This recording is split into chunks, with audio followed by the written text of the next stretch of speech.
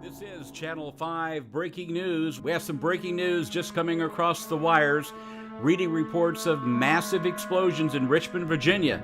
Authorities report the explosion occurring near the Virginian Commonwealth University at approximately 10:08 this morning. We now have a statement from President Barack Obama, and I quote, "Citizens, it is with great sadness that I report this morning's detonation of a radioactive bomb in Richmond, Virginia, that has killed thousands of our citizens and struck at the heart of our great nation. Our prayers are with you, and we will stop at nothing to provide